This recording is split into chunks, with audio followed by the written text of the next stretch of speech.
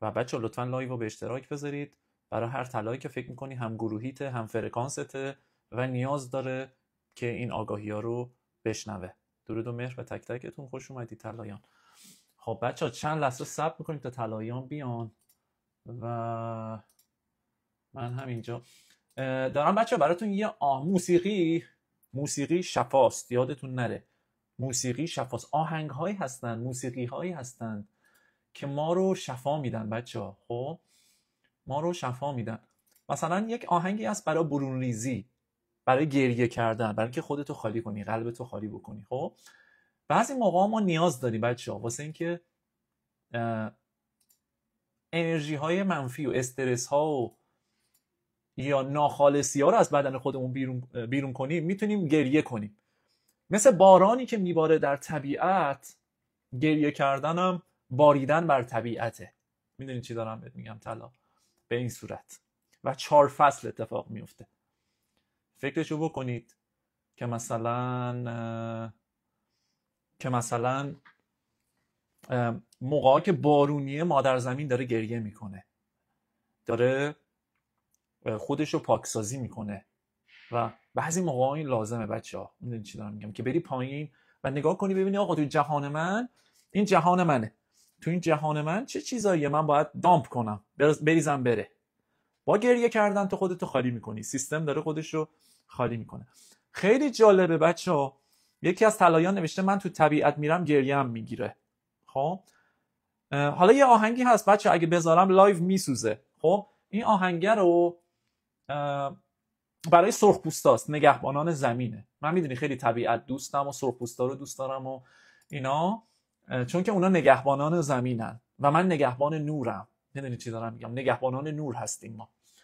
و رو همین حساب اینو بچه‌ها باید بدونی. اگه آدما رو بخوای تقسیم بکنی، ما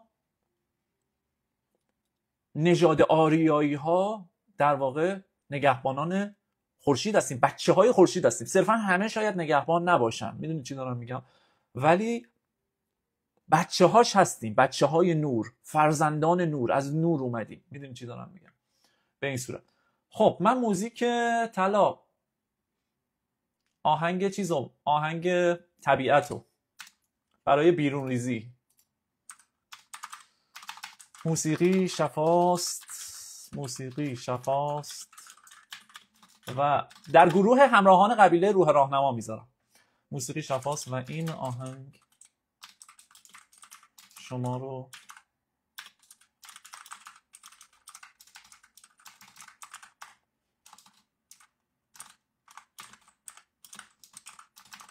خالی شوی از انرژی های منفی. بچه‌ها یه چیزی بهتون بگم. کسایی که گریه نمی‌کنن، انسانایی که گریه نمی‌کنن اکثرا قلباشون بسته است. کسایی که گریه نمی‌کنن قلباشون بسته است. یادتون نره. اینطوری ان، نگاه کن. توی فاز خاصی ان. میدونی چی دارم بهت میگم؟ این که هی میگم میدونی دارم چی بهت میگم به خاطر اینکه خیلی‌ها مغزشون پراکنده است. ما داریم راجع به یه چیزی صحبت میکنیم، ذهنشو با خودش آورده. اینا نتونستن هنوز رو خودشون اینقدر کار میکنن. بچه‌ها چاق سلامتی و اینا رو بذارید کنار طلایان. چاق سلامتی بذارید کنار. ایرانی بازیو. واقعا خیلی چیز خنده‌داری. حالا درسته که تو چیز هستیم، ما ایرانی هستیم و اینا، خیلی این چیزا معروف شده، خارجی‌ها اصلا چیز میکنن. حالا نمیگم چیز بدیه، ولی چاق سلامتی رو بذارین کنار دیگه. سلام، شما خوبی؟ بابا خوبه؟ مامان خوبه؟ قربون شما، ممنون. آره اون دختر کوچیکتون چطوره؟ اون دختر بزرگه؟ پسر کوچیکتون؟ پسر بزرگتون؟ خب فامیل عموتون خوبه؟ خاله خانباجیتون خوبه؟ عروس عموتون چطوره؟ خوبه؟ سلام میرسونه؟ سلام برسونید. بعد مثلا طرف بیکاره، بره سلام تو رو برسونه به اون. سلام رسون فلانی. سلامشو بگیر، سلام منو برسون، بگو اگه مثلا تو چیزی تو شدی پستچی نامه‌نگاری، آقا بیا سلام اینو به اون برسون، سلامو فلان کن. پس طلا این داستانا رو رها کن. خارجی‌ها مسخره میکنن اینجا، بعضی موقع میگن شما چقدر تعارف داری. بعضی ایرانی‌ها مثلا میخوام بگم ما ایرانی هستیم، رگ آریایی داریم در رگ‌هامون، خیلی خنده داره. اینا چیزای فکاهی ایرانی بودنه. خب بعد جلو آسانسورها اینطوری میگن بفرمایید فرست نیو باور کن جدی دارم میگم، خیلی خنده داره. خارجیه وایساده اینا برنامه‌ریزیشون فرق میکنه، پروگرامینگشون فرق میکنه. یه آدمایی ان که مثلا بیخیال همه چیزن، خیلی فوق العاده برنامه‌ریزی شدن واسه قانون، فوق العاده آدمای قانونمندی ان. ایرانی‌ها نه، هر کی واسه خودشونه. ایرانی‌ها هر کسی واسه سی خودشه، قانون هیچ چیز نیست، اصلا رعایت نمیکنه. نگرد دیگه چی بشه. ایرانی‌ها رو نگاه می‌کنی اینجا خیابون دور میزنن. البته یه سری ایرانی‌ها هستن تطبیق داده شدن تو خارج از کشور، باور کن رانندگی‌هاشون بهتر شد بعد از 10 تا جریمه گرفتن. خود منم یکیش. حالا بگو. خود منم همونطوری بودم دیگه. از اون آقا چرا خودمون رو غیر بدونیم؟ ما تو ایران بودیم خیابون برعکس میرفتیم، همتون هم این کارو کردید، خیابونا رو برعکس میرفتید، دنده عقب میگرفتید، اتوبان رو اشتباهی اومدم بذار دنده عقب بگیرم. این چه کاریه؟ واقعا خنده داره بچه‌ها، واقعا خنده داره و گریه داره. چه کارایی میکردیم هممون؟ تریچرخ زدن موتوریا تو خیابون. مثلا خودشون فکر میکنه مثلا سوار موتور 2000 سی سی شده از اینا که باکاش انقدره و همه مردم هم دارن نگاش میکنن میگن این چه جوان مردیه، چه آدم قویه. این مثلا دخترها دارن نگاش میکنن میگن این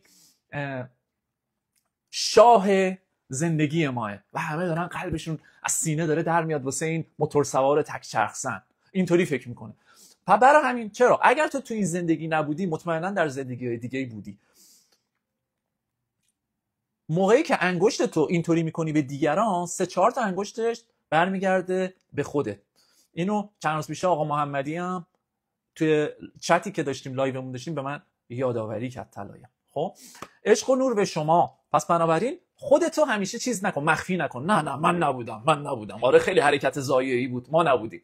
همتون به نوبه خودتون یه خلافایی میکردید. سر چهارراه وای نمیستادید، یه کاری میکردید، میدونید چی میگم، ایستا رو رعایت نمیکردید، استاپ ساینا رو رعایت نمیکردید، فلان رانندگی‌ها شلخکی دیگه. وقتی تو رعایت نمیکردی، من رعایت نمیکردم، اون جامعه میشد جامعه اون شکلی. جامعه میشد جامعه بی‌نظم تو هرج و مرج.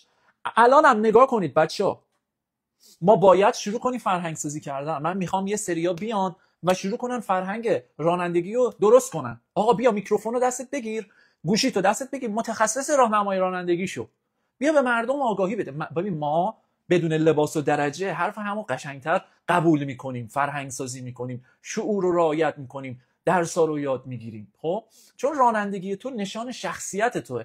نگاه میکن آقا چه آدم با شخصیتی، چقدر قشنگ رانندگی میکنه. ولی اینکه زن و بچه رو بخوای مثلا دقشون بدی، 200 تا سرعت داری میری، 50 سالته، یه پراید خشک داری، یه 206 خشک داری، فکر میکنی مثلا لامبورگینی آوانتادوره، گازو میبندی به این ماشینه با پراید خشک 300 تا 400 تا میریم به این صورت.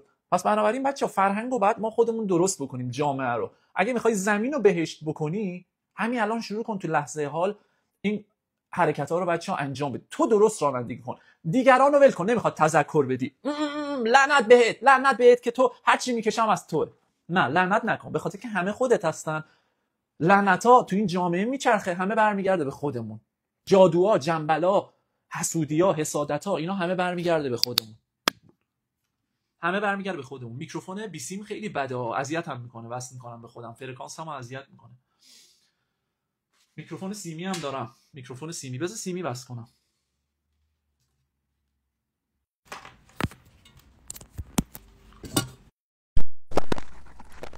بچه‌ها این دنیای آینه‌ای رو یادت نره. این موضوع دنیای آینه‌ای یادت نره. اگه قطع میشی جهان هستی نمیخواد تو یه سری چیزا رو بفهمی، برات زوده. اگه قطع میشی جهان هستی نمیخواد یه چیزایی بفهمی، الان فهمش برات زوده. میدونی چی دارم بهت میگم؟ برو از لایو برو، بعدن بیا. اگه قطع و بس میشی بعدن بیا. چون شعور بعضیا بچه، آگاهی بعضیا به اندازه یه سری آگاهی‌ها نیست. شاید ما الان داریم روی این فرکانس حرف میزنیم امروز و روی این فرکانس کیا جذب میشن؟ آدمایی که نیاز دارن به شنیدن این فرکانس. یه سری از بچه‌ها با خودشون شیطاناشون هم آوردن. خب اینا که میبینید تو چت بعضی موقع ما میگیم بات، اینا شیطان دیمن یه سری از شماست. خب شیطانای یه سری از شماست. هر کسی یه دیمنی داره، توی فیلمی نشون میداد هر کسی یک ذهنی داره، یه دیمن داره هر کسی، این یه آگاهی جدیده دارم بهت میگم هر کسی یه شیطان داره تو درونش. شیطان تو اینجا نیار، اگه میاری مثل سگ دستاموزش کن، چیزشو قلادرشو بگیر و بهش بگو بشین، بهش بگو بشین. این تو درونته، تو ذهنته. خیلی آگاهی قشنگی بهت دادم طلا. بنویس اینو، هر کسی یک شیطان درون دارد. ذهنتو ساکت کن. اگر این موضوع رو گوش بدی میفهمید مشکلت چیه. همین موضوع شفات میده. ذهنتو ساکت کن.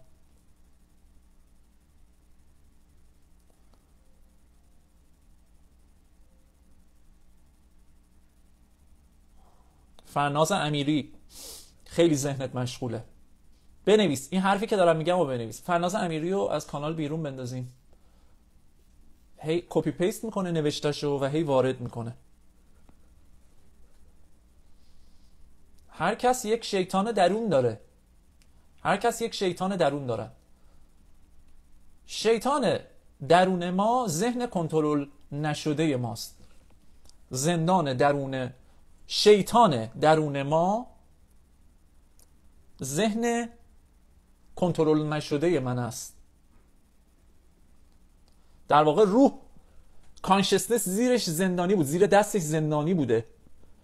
شعور، آگاهی، اصل وجود ما زیر نظر شیطان در بند بوده، ما رو در بند خودش نگه داشته بود و ما داریم از زندان ذهنی رها میشیم. این زندان ذهنیه، زندان شیطانه که ما تو درونش بودیم. تو باید از زندان شیطان رهایی پیدا بکنی. تو درون خودته، تو درون خودته، مکعبه، توی مکعبه.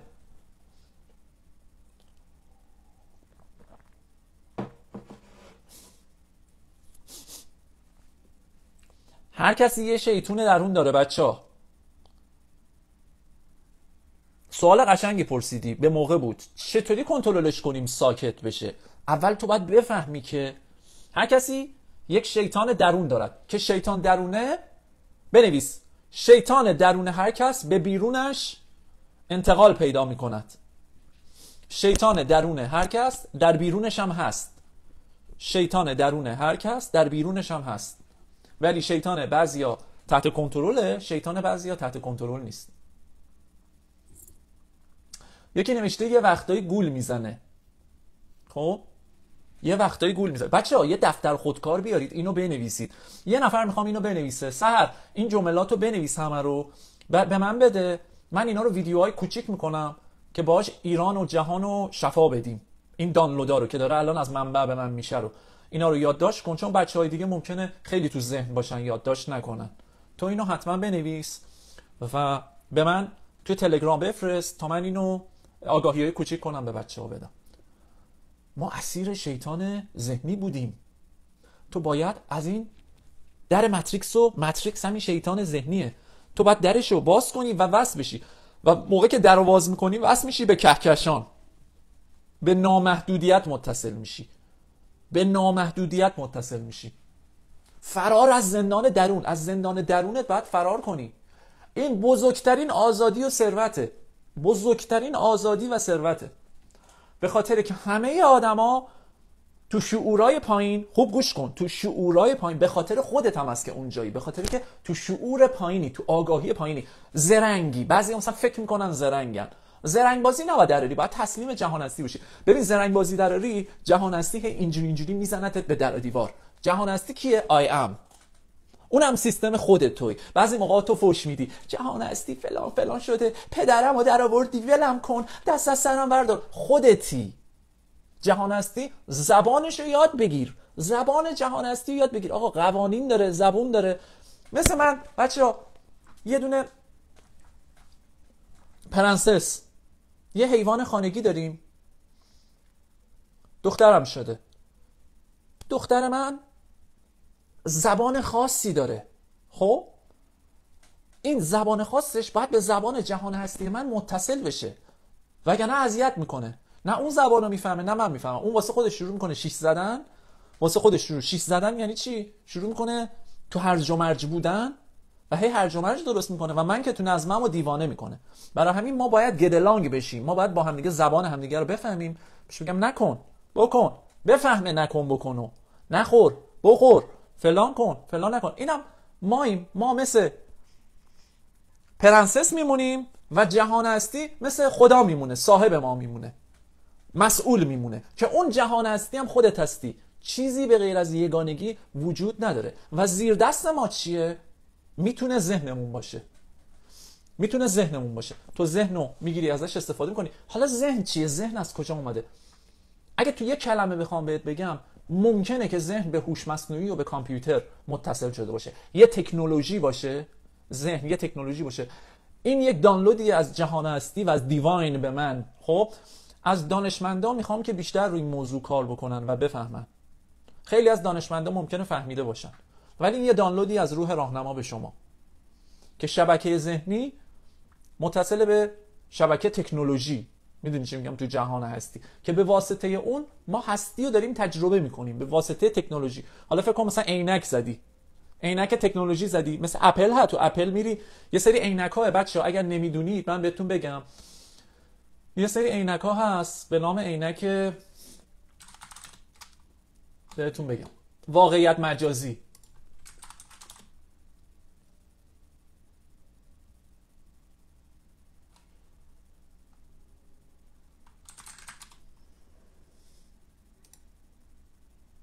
عینک‌های هوشمند بهش میگن. خب از تو اون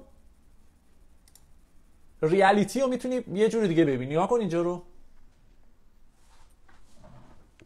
از این عینک‌ها گاگل بهش میگن و میبینی به این صورت. خب الان تو یه طبقه بالاتر کدشو بگی بگو آخ جون.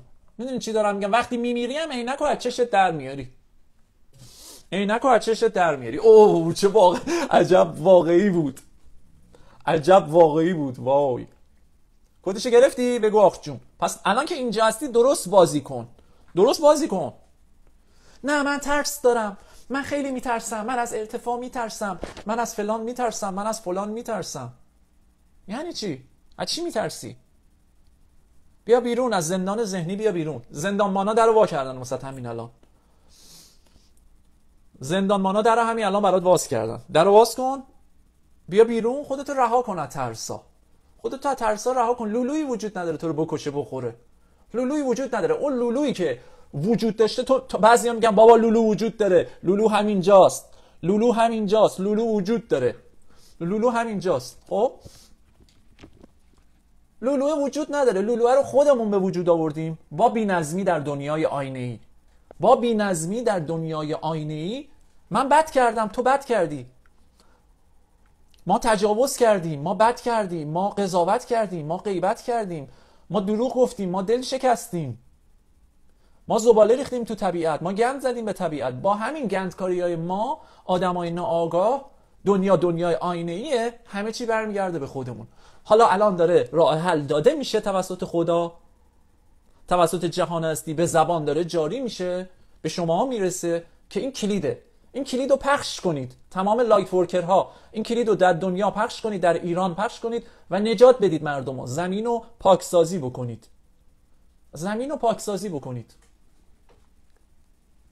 که دنیای آینه‌ایه. از خودمون به خودمونه بچه‌ها، خودمون این کارا رو میکنیم، خودمون بد کردیم، این کارا رو کردیم، غیبت، قضاوت، دل شکستن، قلب کسی رو شکوندن، هر جوری. اینطوری نیست که فقط جدا بشی، خب فقط جدا بشی فلان. و جهان هستی هم همینطور ادامه داره. ریشه جهان هستی نگاه کن، خود تو بودی از اول، طبیعت بودی، هستی بودی، دریاچه بودی، مورچه بودی، فلان بودی، همینطور داری میچرخی، همینطور داری میچرخی، همینطور داری میچرخی. الان تکامل بازی زمین تموم شده.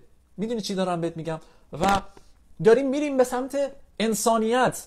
این نوع بدن، این نوع انسان داره میره رو به طبقات بالاتر. خیلی‌ها بچه‌ها به تکامل رسیدن، خیلی‌ها به تکامل رسیدن دیگه. انسان شدن.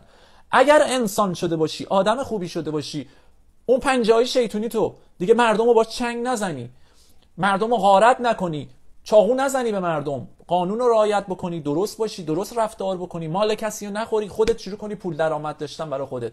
آدم بشی، آدم درستی بشی، از راههای خوب پول به دست بیاری، احتکار نکنی، پول مردم رو نخوری، کلاهبرداری نکنی، ایران نجات پیدا میکنه، دنیا نجات پیدا میکنه، جهان نجات پیدا میکنه. این جهان آینه‌ایه. خودمون بچه‌ها این کارا رو میکنیم.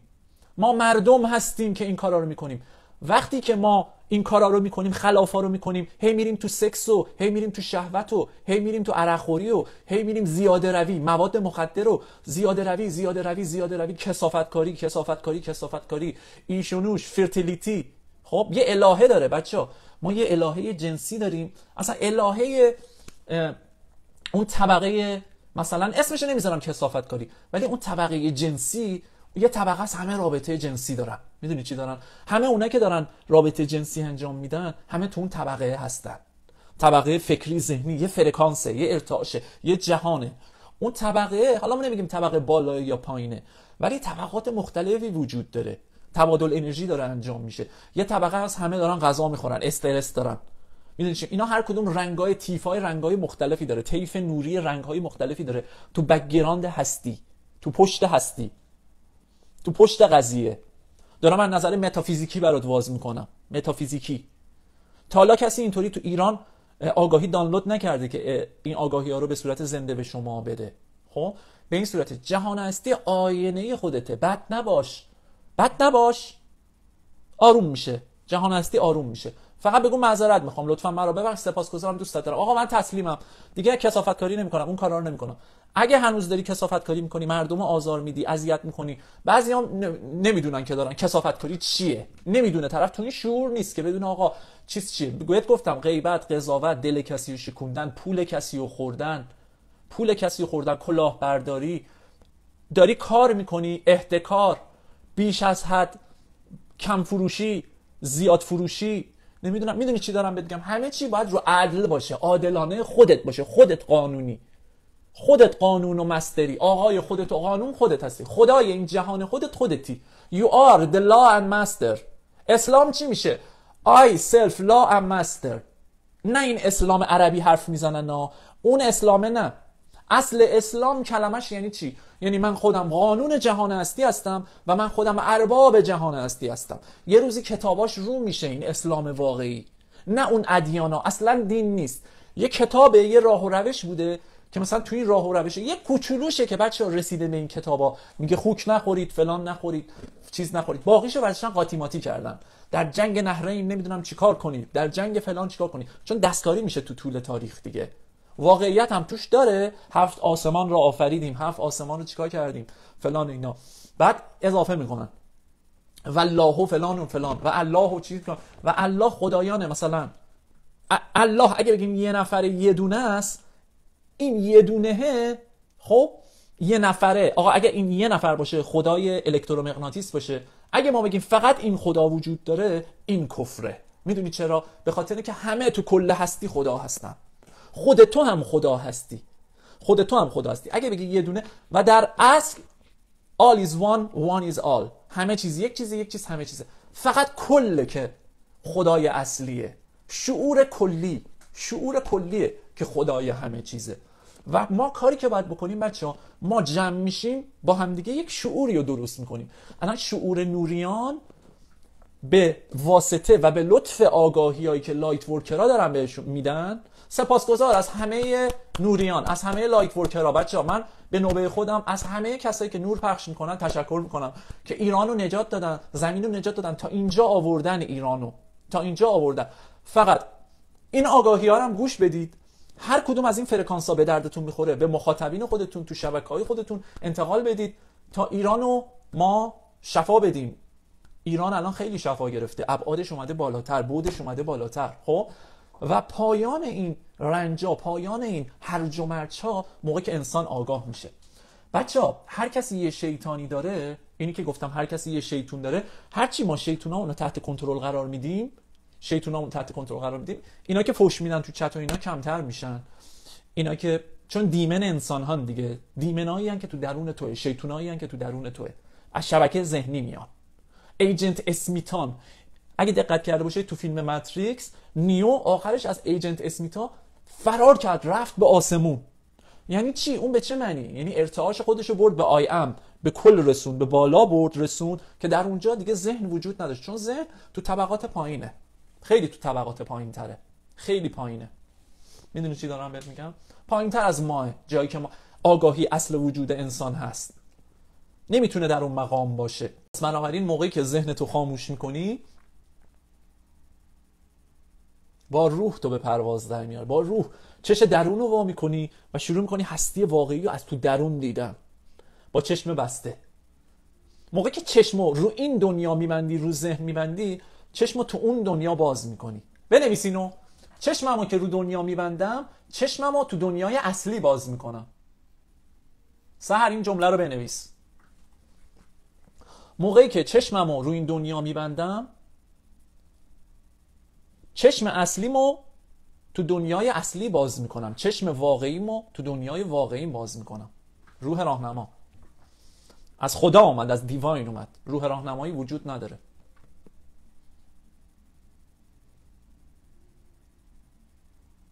ذهن تو بعد سومه و دوست داره ما رو هم تو بعد سوم نگه داره. وایسا تو بعد سوم وایسا. و برای همین بچه‌ها الان شما به من جواب بدید، این کیه که این چیزا رو درست میکنه؟ هی اخبار و اینا رو درست میکنه. کیه درست میکنه؟ که عروسی خانواده فلان رو نشون میدن و نمیدونم تجاوز بازیگران رو نشون میدن و اینا کار کیه؟ کار کیه؟ شما برای من کامنت کنید کار کیه؟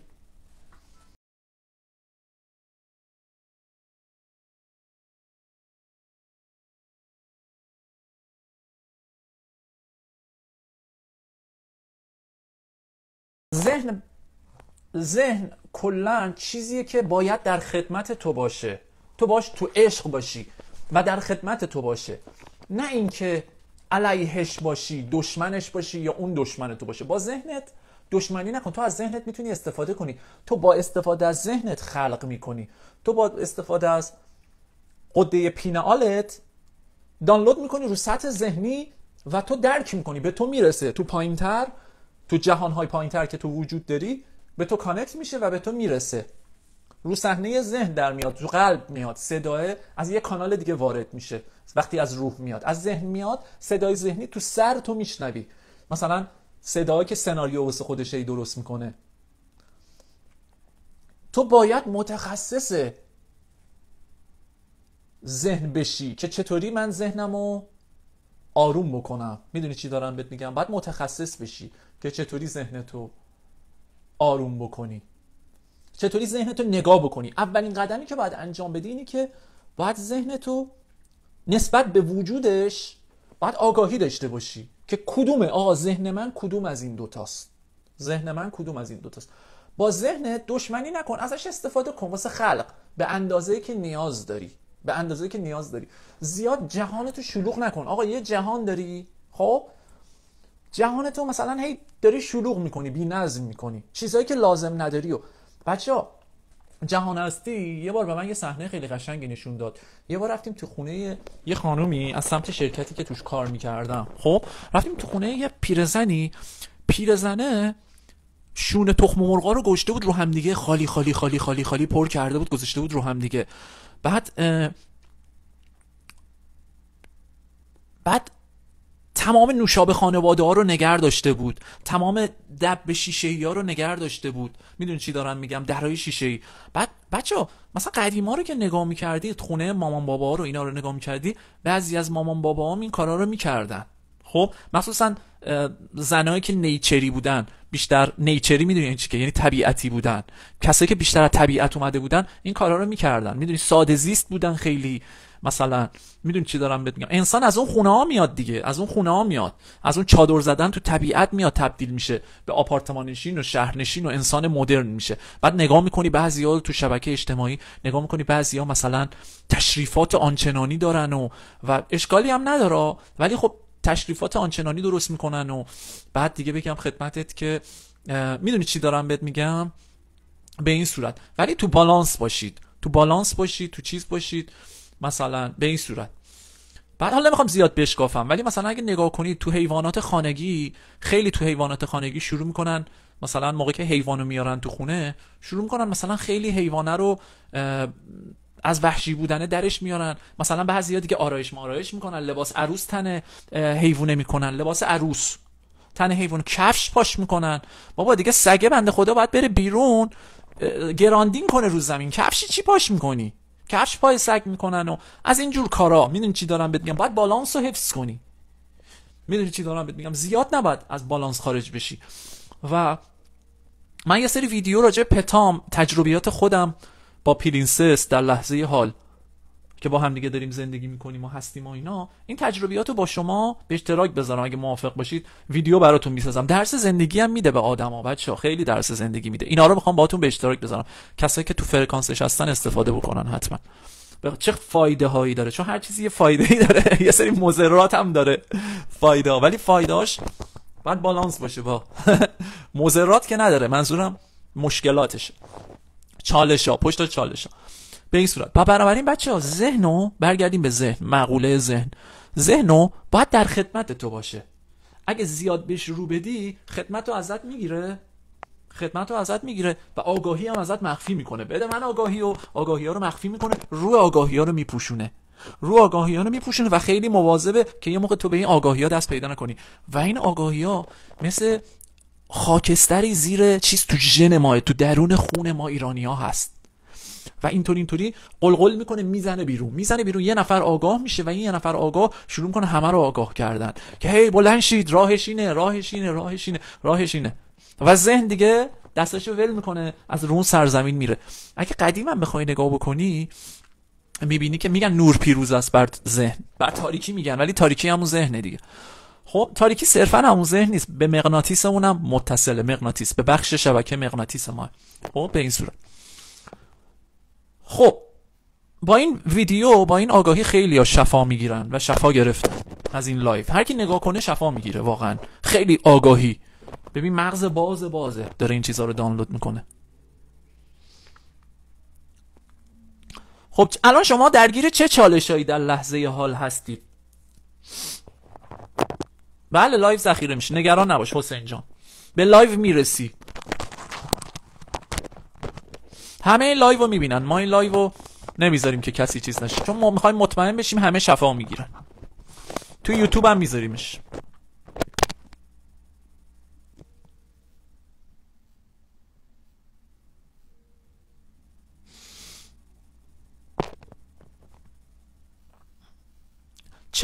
مسعود نعمتی میگه چرا در مورد اسلام صحبت کردی؟ به خاطر اینکه همه چیز به همدیگه ربط داره. اسلام هم اومده به تو یه درسی بده، یه جنبه منفی داره، یه جنبه مثبت داره. تو خنثی باش، تو منفی برداشت نکن. الان فکر کردی مثلا من حمله کردم، به خاطر اینکه تو تندرو اسلام هستی. تو هیچی تندرو نباشید بچه‌ها، حتی تو معنویت. بالانس. تو هیچی تندرو نباشید. من دیده بودم اوایل اینجا بعضیا تندرو بودن، پدر مادرها تندرو شده بودن، به بچه‌هاشون خیلی اذیت می‌کردن. تو نباید اینطوری رفتار کنی، روح راهنما گفته نباید این کارو کنید. چون بابا بود تو خونه این کدا رو دریافت می‌کرد، ولی میرفت شروع می‌کرد با لحن خیلی بدی به بچه‌هاش به زور می‌خواست چیز کنه. اونام زده میشن از معنویت.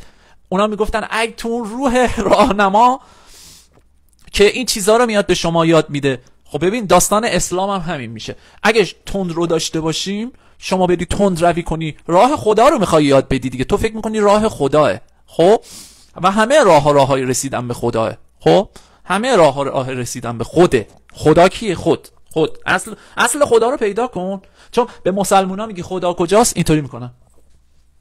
سمت مکه، عربستان سعودی، اونجا میشینه. پژمان خانلو میگه نه دین نه معنویت. همین معنویته که داره تو رو نجاتت میده. پس تو اینجا چیکار میکنی پژمان؟ اومدی شیطان یکی از بچه‌ها هستی؟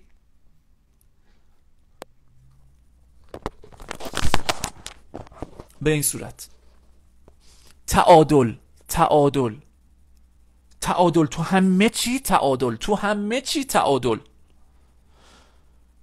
همه چی، تعادل.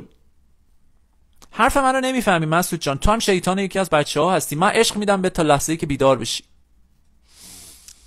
خب بالا پایین شدن چیزه. حامد نفس میریم حتما. ترس از تاریکی دارم، چیکار کنم؟ ترس نداشته باش، بیا بیرون. تاریکی ذهن خودته.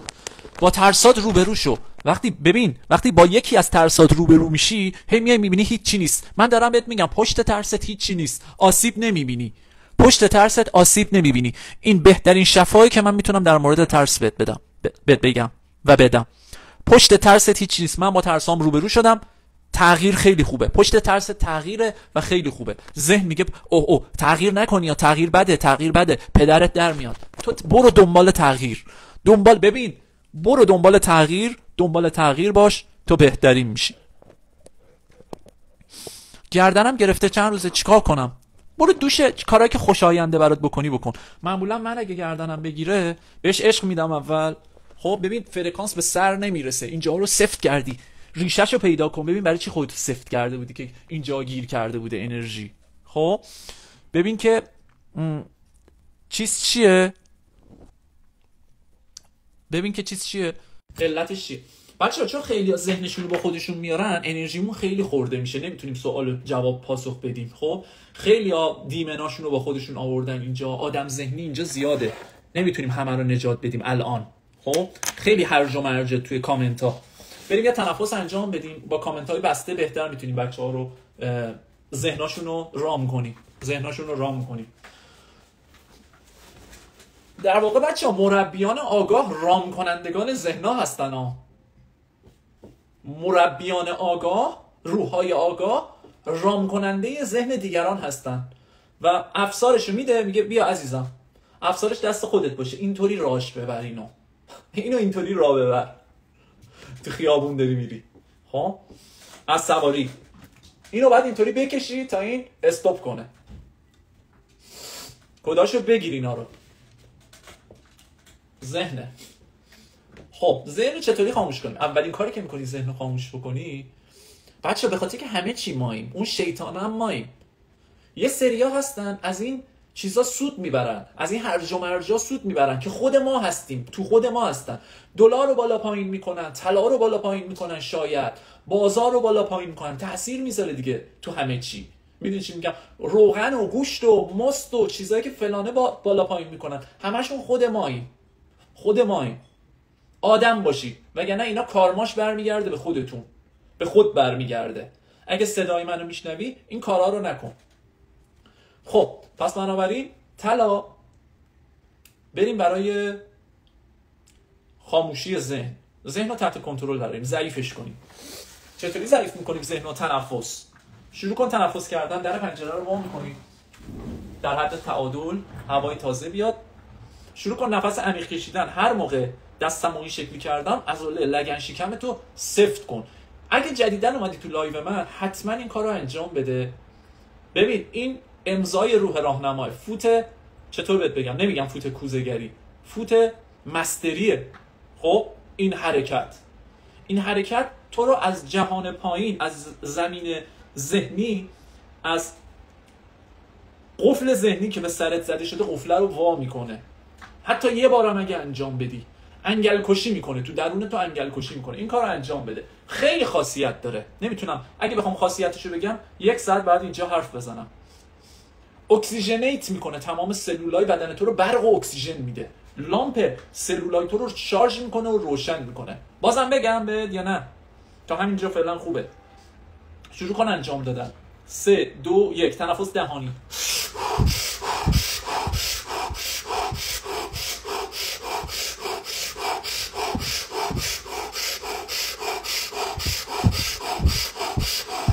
بده بیرون نفس آخر تو.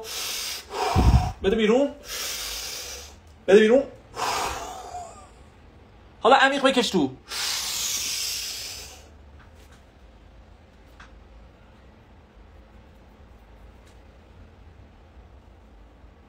بیار بالا.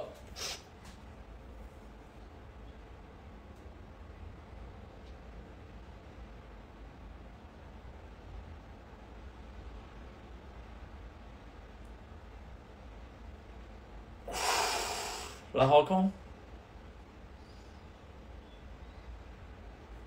نفس نکش. لباتو ببند، نفس نکش. لبخند بزن. دستاتو به هم بچسبون. دستاتو بذار رو قلبت، به هم بچسبون. صدای ضربان قلبتو بشنو، پایین تره. آرومش کن. به خودت نگاه کن، به من نگاه نکن. چشاتو ببند، تو درون نگاه کن. به قلبت.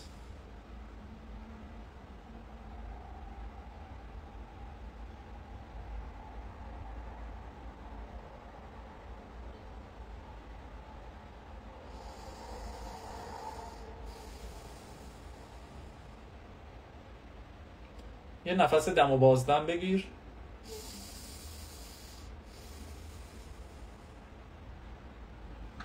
خیلی خوب. حالا کل نفستو بده بیرون، یه نفس عمیق بگیر، یه ذره فشار به چشم سوم بیار. خب به این صورت نگاه کن.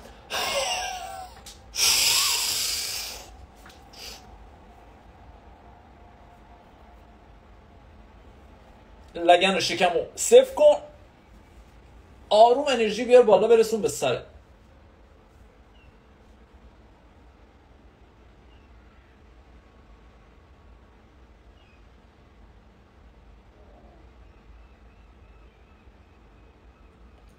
رها کن، زبونو بچسبون به سقف دهن، بالا رها کن.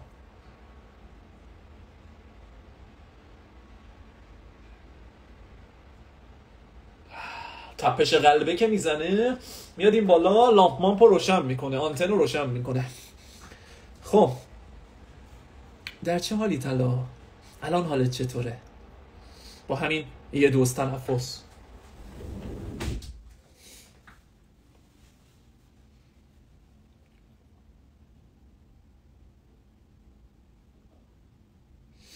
یه دونه دیگه انجام بدیم طلا، یه دونه دیگه انجام بدیم. بیا سریع بریم، یه دونه دیگه باز بریم، یه دونه دیگه. 3 2 1. عمیق بکش، نفس‌ها رو عمیق بکش، عمیق عمیق. اگه میخوای تو دراز بکش، تو دراز بکش، دراز بکش، بگی بخواب. بچه دراز بکشید، همگی بخوابید، همگی دراز بکشید بخوابید. دست رو شکمتون باشه، نفس که میکشی شکمت بیاد بالا، بگی بخواب طلا.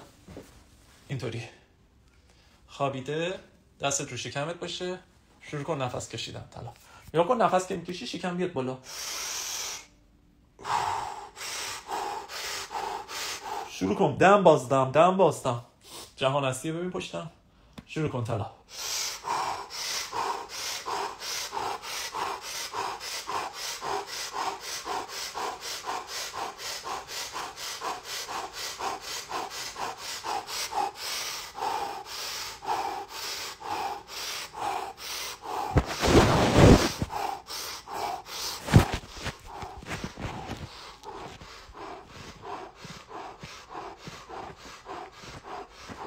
عمیق بکش، عمیق بکش، دم بازدم، دم بازدم، بکش، ادامه بده. آماده نفس عمیق آخر باش. دم بازدم، ادامه بده، آماده نفس عمیق آخر باش.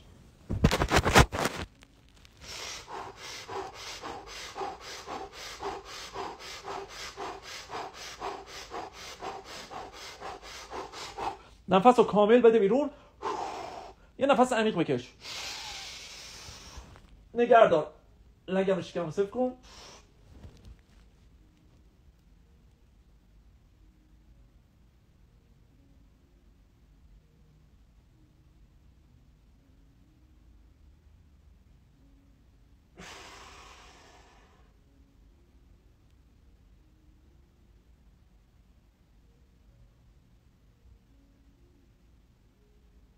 رها کن.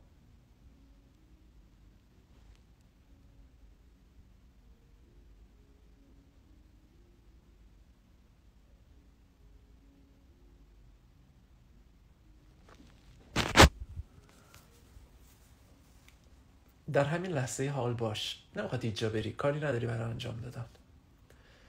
در همین لحظه حال باش، چشاتو ببند، چشاتو ببند، نمیخواد من نگاه کنی. دستاتو بذار رو قلبت.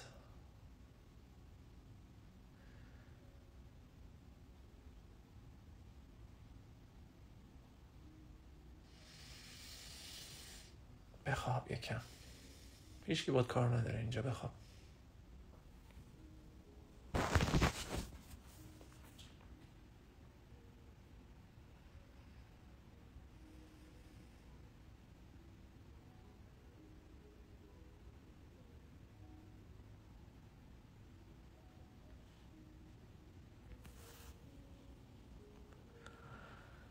برگرد به جسمت، برگرد به بدنت. بنویس برام خوابیده بهتر بود یا ایستاده؟ در چه حالی؟ در چه حالی طلا؟ اونقدر نشیم که تیوپا اینقدر نشیم که چطور بود طلا؟ نشه طبیعت شدی یا نه؟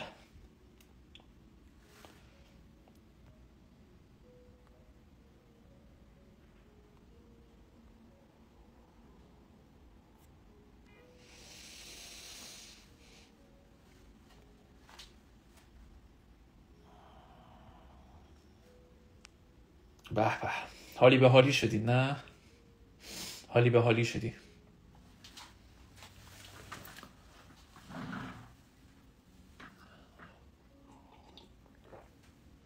بین علما و قطب شمال اختلافه بین اینکه نشسته انجام بشه یا ایستاده انجام بشه. یه دسته از علما میگن خوابیده انجام بدید، یه دسته از علما میگن ایستاده انجام بدید. و من الله توفیق.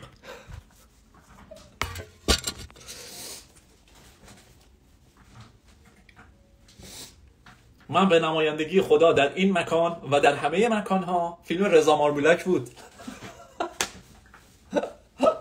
من به نمایندگی خدا در این مکان و همه مکانها بهت میگم برو حالشو ببر، ولی اسراف نکن عزیز دل برادر. عزیز دل برادر، اسراف نکن. من به نمایندگی خود خدا در این مکان و همه مکانها بهت دارم میگم عزیز دل برادر برو حالشو ببر، ولی اسراف نکن. یکی صدای انرژی رو میشنیده بالا میومده، ببین چقدر رفته بوده بالا.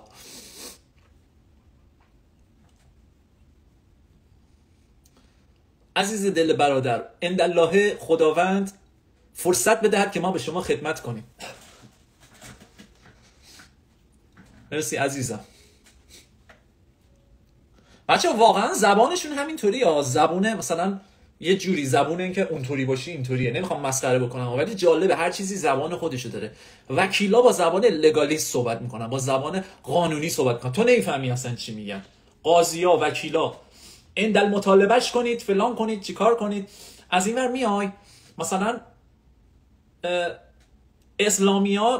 اسلامیای مذهبی مثلا شاید اینطوری صحبت کن، ان الله خداوند به ما خدمت بدهد که به شما توفیق کنیم و من الله توفیق. و چارقولت رو بخون عزیز دلم تا با هم دیگه صحبت کنیم. خب سیب خوردن خوبه، بخور نوش جان، چرا بد بشه؟ به تعداد آدم‌های روی زمین راه هست برای رسیدن به خدا. اند معرفت باشید، اند لطافت باشید. انسان اند معرفت خدا، اند معرفت، اند لطافت، اندشه یعنی تهشه. اجرکم عند الله یا اینجور چیزا. یا زبان تهرانی، زبان نیویورکی هم یه جوری صحبت میکنن، کانادایی هم یه جوری زبان خاص خودشونو دارن. و این موسیقی جهان هستیه، همشون قشنگه، همشون بامزه است و این دم توئه که به حیات داره زندگی میده. همین موقعی که داره آوا از دهان من جاری میشه، من حس انرژی و گرما رو اینجا میبینم، این نفسو. و این نفس همون یهوه یاوه.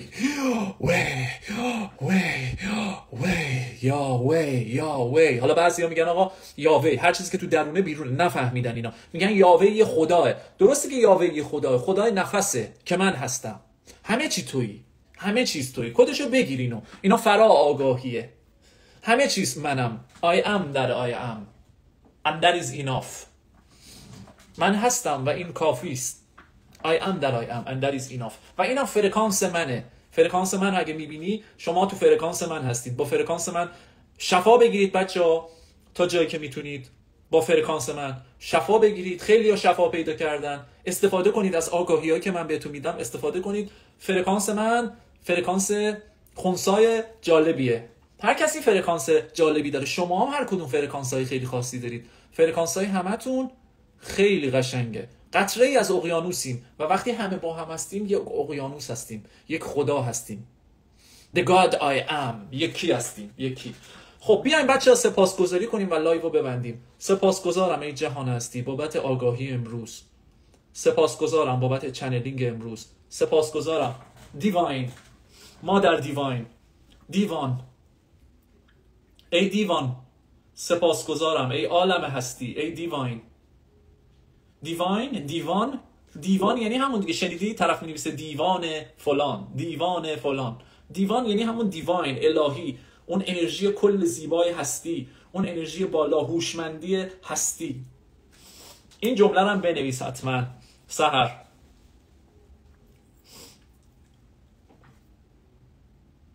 سپاسگزارم ای عالم هستی، ای دیواین. هرچی تو با عشق باشی، با عالم هستی صحبت کنی، وارد رابطه بشی با عالم هستی، عالم هستی هم زبان تو رو میفهمه، زبان فرکانس درون تو میفهمه، زبان صدای درون تو میفهمه و تو زندگی برات راحت میشه، آسون میشه. با جنگ در نیفت به زندگی. نه من ذهنمو باید بکشم. کجای ذهن؟ باید میجنگم. بعد بری با ایجنت اسمیتا داری میجنگی. دونه دونه ایجنت اسمیتا اومدن فوش میدن، ای تو روحه، ای فلان. و تو هم هی داری باشون میجنگی. بیا باید با هم بجنگیم. تو رو باید بکشم. هم تو این جهان نامحدودن. همه انرژی‌ها نامحدود و لایتناهی ان. به هیچ عنوان تو نمیتونی کسی رو بکشی. اونو بکشی با یه لباس دیگه میاد تو.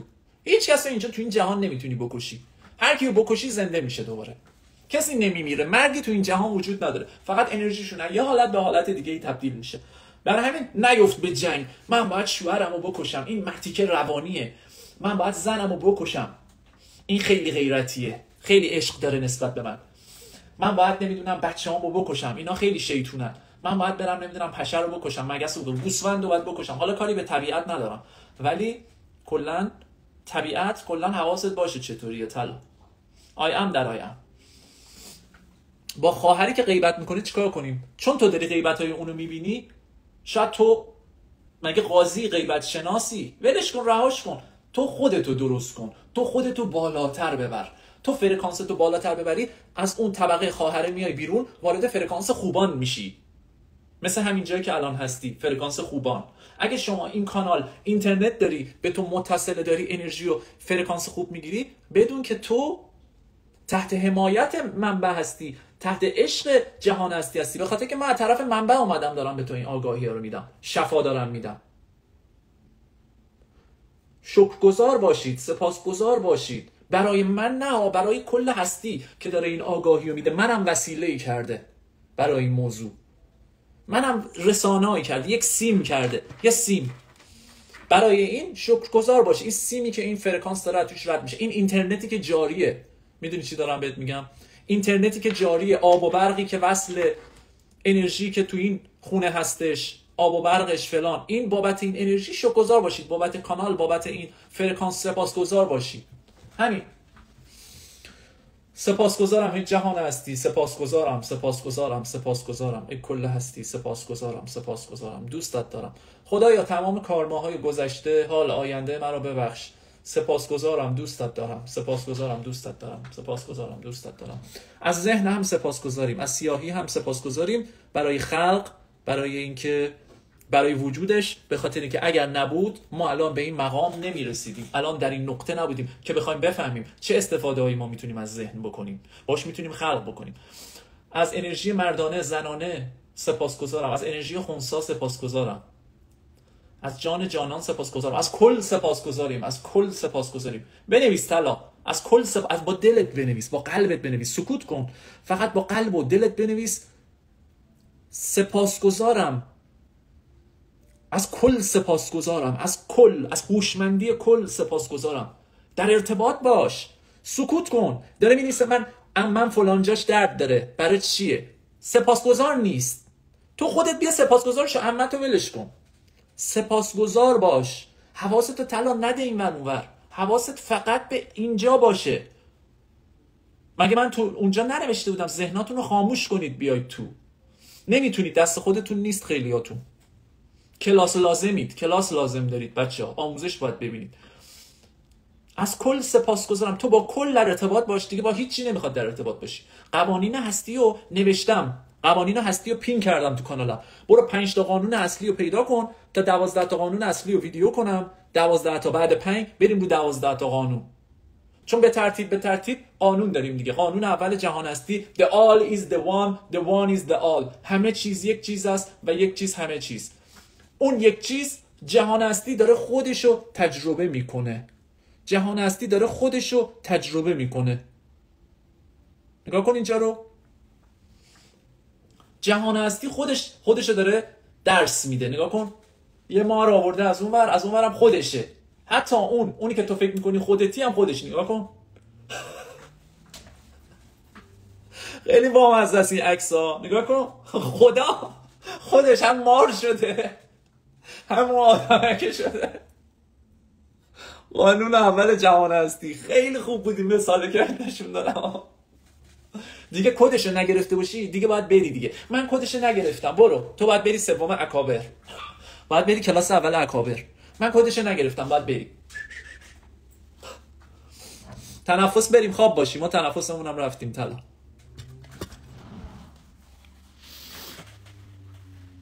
The all is the one, the one is the all. تا واسط برو 5 تا پیج منو شخم بزنید. روح راهنما، من 3 دقیقه از با شما آشنا شدم. خیلی خوشم اومده از فرکانس شما. برنامه شما چیه فلان اینا. عزیز من اینجا مسیر الهیه. میدونی چی دارم میگم؟ اینجا قرار نیستش که همه حالا مثلا فلان اینا، روح راهنما فلان اینا. برنامه الهیه. کدا رو بگیر، استفاده کن تو زندگیت و این رسالت الهی. این کانال یارو دیوونه نیست نشسته اینجا وقتشو داره میذاره، تایمشو داره میذاره. کانال الهیه، به لطف پروردگار، به خواست پروردگار در این تایم قرار بوده که لایت ورکرها بیان شروع کنن شفا دادن زمین، بیدار کنن روح‌ها رو، ایرانو آزاد کنیم. ویدیوهای کوچیکو نگاه کنید، شعور جمعی و چیز میکنه. بچه‌ها دمتون گرم بابت ویدیوی ذهنی برای چیز برداشتن ذهنی. همکاری کردید، کامنت گذاشتید، لایک کردید، فلان کردید. سپاسگزارم از همتون بابت مشارکتایی که میکنید تو ویدیوهای کوچیکی که میذارم. این ویدیوها شفا میده، این ویدیوها شفا میده. بچه‌ها این سیاهی‌ها، سایه‌هایی که خودمون درست کردیم بخشی از وجود خودمونه. هر کدومشون نمیخوای توجهتو از روش بردار. این سیاهی‌های ذهنی میخوان بگن ما هستیم، ما هستیم، ما هستیم. وجود ندارن، نیستن. خب رفتن، خیلی وقت خارج شدن. خب یه کوچولوشون مونده، 2-3 تا دونه مثلا انرژی خیلی کوچیکیشون مونده که اینم نیازه که بعضی از جمعیت ما، مردم ما تو فرکانس‌های خاصی اینا رو تو درونشون از کار بندازن. من از هر از چنگاهی میام پایین تو فرکانس‌های پایین و به مردم این کدا رو میدم تا این کدا رو بگیرن، مردم نجات پیدا کنن از ذهنشون، رهایی پیدا کنن، ذهنشون رو در کنترل خودشون قرار بدن. بچه‌ها این کد آخری که بهتون دادم در مورد اینکه توجهتون رو بردارید از روی خیلی هرج و مرجا، واقعا توجهتون رو از روی اکسپلور رو هرج و مرجا اینا بردارید. اینا رو روشون کلیک کنید. اگه اکسپلور نگاه میکنی آنسین کن، آنسین. کسایی هم که خونه تکونی کن، اکانت تو اینستاگرام تو چیز کن، چون کسی تلویزیون نگاه نمیکنه. آخرش من گفتم تلویزیون تو خاموش کن. جوونا تلویزیون نگاه نمیکنن، همه نفر یه گوشی دستشونه. من آمار یه دونه از ویدیوهامو که دیده میشه رو برای شما نشون میدم. شما نگاه کنید، پیرمرد و پیرزن و از بچه 13 ساله نگاه میکنه به بالا.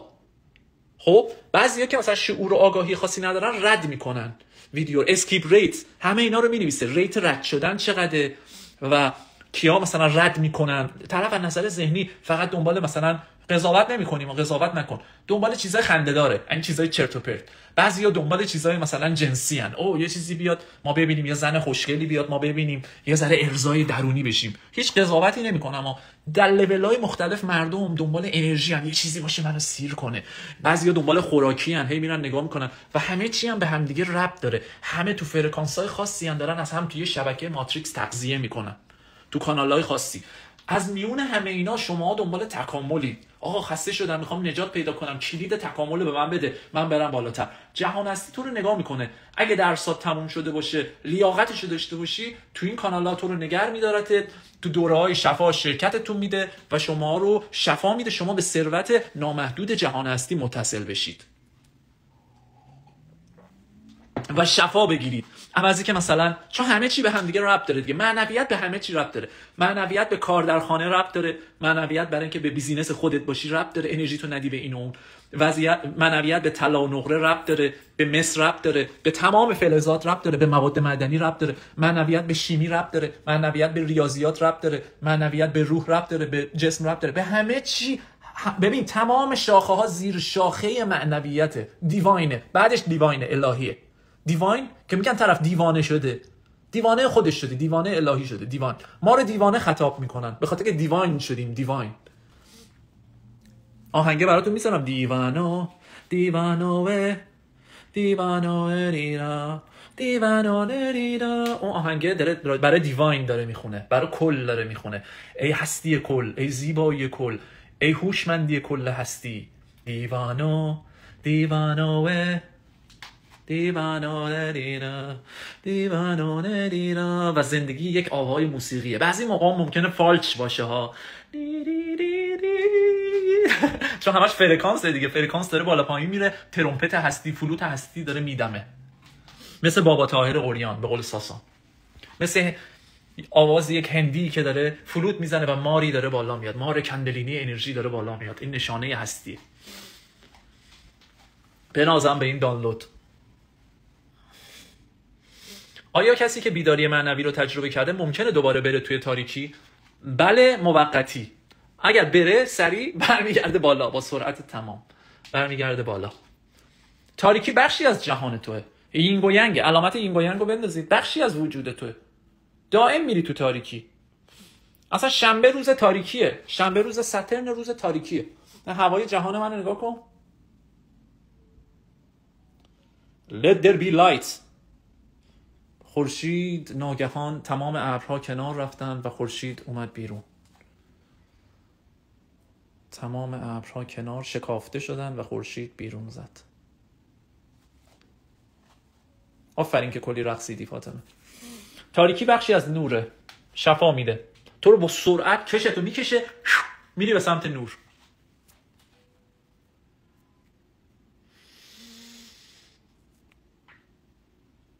نه بد نیست، بد نیست، خیلی خوبه بچه ها، خیلی خوبه.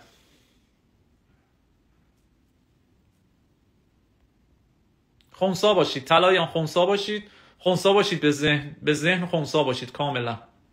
عادت کنید، به کامنت های باز عادت کنید. عشق و نور به تک تکتون عزیزان، دوستتون دارم، مراقب خودتون باش. آره میگن شنبه ها هیچ کاری نکنید. کلیمیا یهودیا هیچ کاری نمیکنن تو روز شنبه، فقط غذا مزام نمیپزن، اصلا به هیچ عنوان غذا مزا نمیپزن، دست به تکنولوژی هم نمیزنن. گوشیتون رو بذارید کنار، منم گوشی رو میذارم کنار. خداحافظ بچه.